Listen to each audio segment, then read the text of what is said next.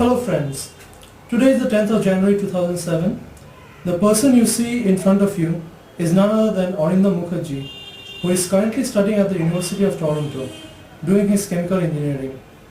He has come back from Canada to India for a few days, so I'm going to take this opportunity to ask him a few questions before he leaves for Canada on the 13th of January 2007. So tell me Arindam, how is your life in Canada? It's pretty good, bit different from the Indian lifestyle.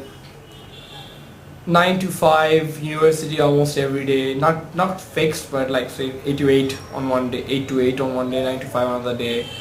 Hang out in the common room with friends or during the lunch, then come home, sleep a little, talk with mom, dad, eat dinner with them, study. I don't think I ever get to sleep before 1 o'clock on any particular night. But I kind of have adjusted to that lifestyle and I like it. I really like it. How is it different from your past life here in Kolkata? Life is fast, that's true, and also the main thing is there's no one to do things for you. So you don't have maids, you don't have drivers, you have to clean dishes, you have to wash your own clothes, you gotta, I don't know, like drive yourself, and then even whatever. The worst, like one thing is bad, which is in case you're alone or something and you're sick, it's a tough life, or if you're old it's a tough life there. But for people who are like say our age, I think it's quite challenging. I think the best part is the challenge part. You relish the challenge of living a life there. How are the friends in Canada? When I first actually went, I was kind of, I don't know, like I was kind of thinking like, oh, I've seen the yo lifestyle, how they show it in movies, the punk, those kind of things. But as a matter of fact, they're very like the people in India, like the friends I had. And there's this like saying that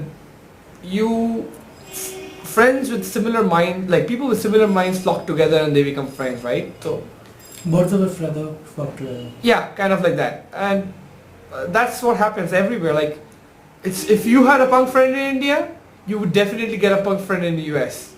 But if you were people like the people who were my friends in India, the friends there are kind of similar, like similar ideologies, similar. They live with their parents. They are like not like the people who run out of their homes. You know how there's a kind of trend there that as soon as you're 19, you live with your girlfriend or boyfriend and you run off. But like all my friends live with their parents and all are pretty family oriented. Would you like to mention somebody special? If yes, why? I don't know. Like I've quite a few three close friends, kind of like very close friends. One's name is Bahar. She's Korean, and she's like probably my closest friend there. Kind of a best friend and kind of like a sister kind of thing. We discuss like everything with each other. We are really open in discussion with each other, and I have these other two friends. One's this Chinese girl called Louise, and this other Peruvian guy called Hong. And we're pretty good friends. We have a group of like 7, 8, and we go for like dinners on a fortnight, a movie every fortnight, and we enjoy ourselves that way. How are your studies going on over there? Oh, I chose chemical engineering there not because like here what happens is everybody's first choice is computer engineering. People who are doing chemical, mechanical, civil are doing it because of their ranks were not good enough or something like that. But I actually chose to do chemical engineering there, and so I like it. And of course the studying the pattern is kind of different and it suits me to a great extent compared to what it didn't suit me here in India. Any comments about the teachers as well as their method of teaching? So like there are good people, there are bad people every part of the world. Similarly, there are good teachers, bad teachers everywhere. And I will not say like every teacher there is like the best. There are bad teachers, there are boring teachers, there are good teachers and boring teachers, and there are good and very interesting teachers. So there's a mixture, but what I like is their approach is very different from teachers here. They deal in no partiality, and which is what I like. Here I remember teachers at school were really partial to people like Rahul Biswas and Orkade and people, and now I really like it that even though there are some toppers, but I'm not like a neglected person. Would you recommend somebody to actually go over there and pursue their higher studies? If yes, why?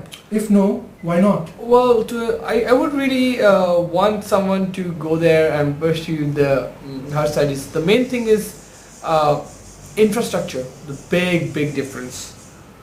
And I think here, even in IIM, IITs, the infrastructure is not good enough to do, like, with infrastructure you get a lot of scope, you get a lot of freedom, and the inner part of you which you have never discovered comes out, and I think that's a very good, very important thing to do. What are your future plans for your life as well as your career? For my career, I really want to go Harvard. Like, even though there are a lot of other MBA institutes which are really good, and like Wharton and then Stanford, which are almost equally good, but I really want to go Harvard for MBA. So work like 4 or 5 years chemical engineering and then go to Harvard. And for my life, I don't know, maybe settle down somewhere in the Western countries, the US or Canada or Europe, and get a beautiful wife, family, something like that. When can we expect you to come back here next? Maybe 2008 December. I think not before that. I don't think so. Finally, any last words you'd like to say to your audience? I have this particular philosophy, which is there's only one life and there's only one chance. So live it and do it. Well, there you have it, folks. Straight from the horse's mouth. Until next time, this is Abin Dasgupta saying good day and good health. Thank you.